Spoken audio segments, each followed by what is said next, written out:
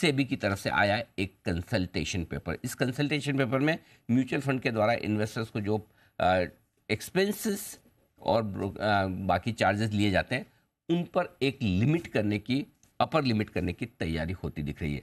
सारी डिटेल्स क्या हैं जानते हैं। वरुण हमारे साथ है इस वक्त। वरुण बताइए, सेबी के इस कंसल्टेशन पेपर में क्या क्या कहा गया है जिसकी वजह से म्यूचुअल फंड के लिए थोड़ी चिंताओं की बात है। डेफिनेटली अनिल जी, तो ये पूरा मामला जो है बेसिकली टोटल एक्सपेंस रेशियो के ऊपर है। तो अगर मैं आपको एक ऑल इन वन समझाऊं तो सेबी चाहता है कि जितने भी आपके एक्सपेंस होते हैं सबको एक साथ लाया जाए, और जो टोटल एक्सपेंस रेशियो है अगर आप फिलहाल देखेंगे तो जो चार्ज ये करते हैं कंज्यूमर्स को, जो चार्ज करते हैं और जो रिपोर्ट करते हैं उसमें करीब 3 से 40 बेसिस पॉइंट के आसपास का डिफरेंस है, ये सेबी का कहना है। और इसके लिए कंसल्टेशन पेपर लाया गया है। पारदर्शिता चाहती है सेबी और कहीं ना कहीं इन्वेस्टर्स को फायदा पहुंचाना चाहती है। तो सेबी का यहाँ पे कहना है कि जितने टोटल एक्सपेंस होते हैं, इनफैक्ट जीएसटी जो होते हैं उसको भी टोटल एक्सपेंस रेशियो के अंतर्गत जो है उसको लाना चाहिए। अब सेबी के प्रस्ताव में आपको सबसे पहले बताता हूँ। यहाँ पे इन्होंने कहा है कि जितने भी एक्सपेंस है और चार्ज है उसको टोटल एक्सपेंस रेशियो के अंदर लेके आया जाए। फंड मैनेजमेंट फीस पे लगने वाला जो जीएसटी है उसको भी टोटल एक्सपेंस रेशियो में शामिल किया जाए। टोटल एक्सपेंस रेशियो जो है वो एएमसी लेवल पे लगना चाहिए, स्कीम लेवल पे नहीं लगना चाहिए। इक्विटी और डेट म्यूचुअल फंड दोनों के लिए एक अलग अलग टोटल एक्सपेंस रेशियो होना चाहिए। म्यूचुअल फंड स्कीम में ट्रेड करने वाले जो एएमसीज है उनको एक्सचेंज से लिमिटेड पर्पस मेंबरशिप जो है वो भी लेनी पड़ेगी, ये भी यहाँ कहा गया है। जो B30 शेयर होते हैं वहाँ से अगर कोई डिस्ट्रीब्यूटर कोई निवेशक को लेके आता है तो उसको फीस देनी होगी, जाहिर सी बात है 1% के आसपास की उसको देनी होगी, और अधिकतम जो है करीब 2000 रुपये के आसपास रहनी चाहिए। ये सेबी के कंसल्टेशन पेपर में कहा गया है।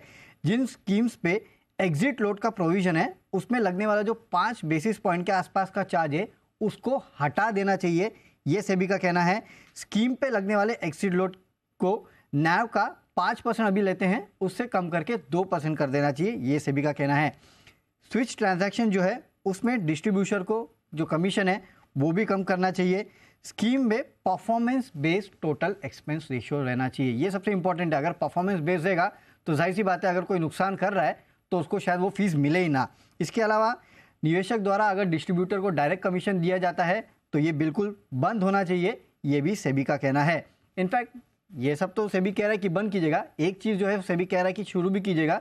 जो महिला निवेशक है उनके लिए अगर आप देखेंगे तो ज़्यादा इंसेंटिव देना चाहिए, ये सेबी कह रहा है। और इस पर ब्रोकरेज हाउस की रिपोर्ट भी आई है, जेफरीज की एक रिपोर्ट आई है जो कि कह रहा है कि अगर एक कंसल्टेशन पेपर लागू हो जाता है तो एएमसीज के कुल मुनाफे में करीब 13% के आसपास की गिरावट जो है वो आ सकता है। क्योंकि जाहिर सी बात है सेबी का जो कंसल्टेशन पेपर है वो कह रहा है कि जो ये रिपोर्ट करते हैं नंबर्स और जो ग्राहकों को टीआर लगता है उसमें करीब 3 से 40 बेसिस पॉइंट के आसपास का डिफरेंस रहता है।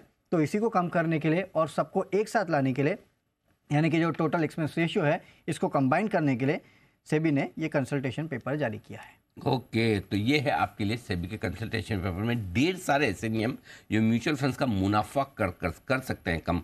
हालांकि म्यूचुअल फंड के निवेशकों के लिए एक अच्छी खबर है। तो जरा एक बार सिद्धार्थ जी से ही राय ली जाए। सिद्धार्थ जी बताएं सर, कैसे देख रहे हैं आप म्यूचुअल फंड्स के लिए इस खबर को? डेफिनेटली अनिल जी, ये तो नेगेटिव है क्योंकि टोटल एक्सपेंस रेशियो में सब कुछ अगर आ जाएगा तो एक्सपेंस रेशियो डेफिनेटली बढ़ जाएगा। और अगर हम ब्रोकर की बात करें तो हमारा हर एक ब्रोकरेज, साथ ही साथ एसटीटी और जितने भी स्टैंप ड्यूटी वगैरह सब खर्चे मापदंड में लिए जाते हैं, देखे जाते हैं, पर एक्सपेंस रेशियो में बहुत कुछ अलग अलग होता है। तो ये डेफिनेटली एक वेलकम मूव है सेबी द्वारा, और ये थोड़ा सा इम्पैक्ट जरूर करेगा एएमसीज को। बट एएमसीज का बिजनेस जिस हिसाब से, जैसे आप भी कल बता रहे थे मिड कैप शो में, कि जिस हिसाब से एसआईपी के वॉल्यूम्स बढ़ रहे हैं ये अभी भी कुछ नहीं है। अगर डेवलप्ड मार्केट के मुकाबले देखो, अमेरिका या यूरोप के मुकाबले, तो भारत अभी बहुत चीटी के पेस में चल रही है। तो यहाँ से बहुत बड़ा ग्रोथ हो सकता है म्यूचुअल फंड इंडस्ट्री का। तो ग्रोथ के हिसाब से एएमसी डेफिनेटली अच्छी है, बट ये शॉर्ट टर्म खबर नेगेटिव हो सकती है। ओके, तो ये है आपके लिए शॉर्ट टर्म के लिहाज से थोड़ा सा नेगेटिव, लेकिन हाँ चूँकि थोड़े से चार्जेस कम होंगे तो उम्मीद कर सकते हैं म्यूचुअल फंड में इन्वेस्टर्स बढ़े। लेकिन इन्वेस्टर्स चार्जेस की वजह से बढ़ते घटते नहीं हो, तो इक्विटी में एज एन एसेट क्लास आपको पैसा लगाना तो लगाएंगे, करेक्ट। हाँ, और अब तक अनिल जी हमने देखा इतने सारे नियम हमेशा आते हैं, एक नीजक रिएक्शन होता है, लेकिन लॉन्ग टर्म में तो लॉन्ग टर्म में फिर हो जाते हैं। लेट्स सी, चलिए देखते हैं क्या कुछ आगे होता है।